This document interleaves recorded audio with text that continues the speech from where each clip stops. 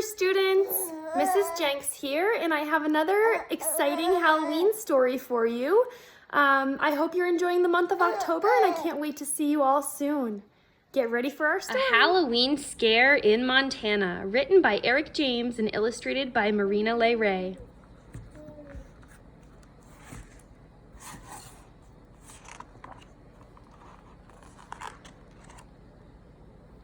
Prepare if you dare for a night of thrills, the time that Montana gave everyone chills. A tale filled with sights that are best left unseen. You ready? You sure? This was my Halloween. The werewolves howled loudly. The moon shone so bright. I stayed in my bedroom, the curtains shut tight. My heart started pounding. My knees felt so weak. But being a brave kid, I just had to peek. I pulled back the curtains, my mouth opened wide. An army of monsters had gathered outside. They staggered and stumbled and lurched down the streets with bags full of cookies and candy corn treats. Emerging from sewers and houses and stores came creatures and critters with ravenous roars. Then more came along from all over the state. They filled up the streets at a dizzying rate. From Great Falls and Bozeman and Livingston too, a mountain of monsters, the motliest crew. All gathered together for one spooky night to seek out the living and give them a fright. The thunder clapped loudly with terrible booms. The witches dodged lightning and clung to their brooms. The two-headed doggies tried chasing their tails, and banshees let loose with their hideous wails. The vampires hung out on the street in their gangs and grinned just to show off their pearly white fangs. The mummies moaned loudly and swayed side to side, while Frankenstein stomped about town with his bride. Some cavemen appeared out of Pictograph Cave, all covered in dirt and in need of a shave. They mounted some bucking T-Rexes for show, a wild, prehistoric, big sky rodeo.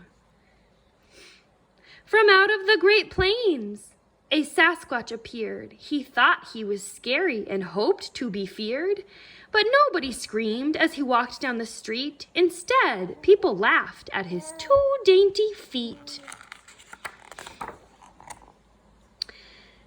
The creepies were crawly, the crazies were crazed. The Kalispell zombies had eyes that were glazed.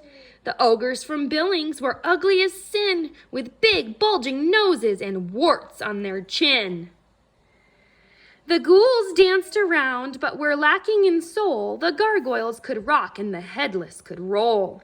Although the whole spectacle seemed to spell doom, I foolishly thought I'd be safe in my room. But then something happened that made my heart jump. From somewhere below me, I heard a big thump. I froze for a moment as quiet as a mouse. Yes, I could hear noises from inside the house. I put on my slippers and pulled on my robe. I shook like a leaf, but I don't think it showed. Then slowly but surely I crept down the stairs, preparing myself for the biggest of scares. My hands trembled wildly. I opened the door. I still shudder now at the horrors I saw. The stereo spat out some hideous sounds as dozens of monsters jumped madly around. The sight was horrific. It made my skin crawl. The monsters were having their Halloween ball. And right in the middle, one monster loomed tall, the hairiest, scariest monster of all. He turned around and saw me. I fell to my knees. I'm not very tasty, so don't eat me, please. He beamed ear to ear and broke free from the huddle, ran over and gave me a big monster cuddle. "At last we have found you," he said with a smile. "From Whitefish to Miles City we've looked for a while. We came here to give you your wonderful prize." He held up a trophy in front of my eyes. "A prize? And for me?" I replied with a grin. "But what did I enter and how did I win?" "You've won the first prize for the costume you're wearing. It even scares me, and I'm tip-top at scaring." "This isn't a costume. I'm just dressed as me." "Exactly. The scariest thing you can be. A small human child with a cute button nose. Your teeth are so shiny, you've only 10 toes. No hair on your face and no horns on your head. The whites of your eyes are not glowing or red. A bone-chilling costume, a horrible sight, a worthy ensemble for Halloween night."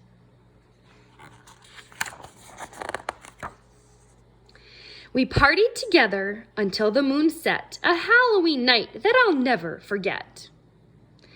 And next year I won't want to hide in my bed. The monsters won't scare me.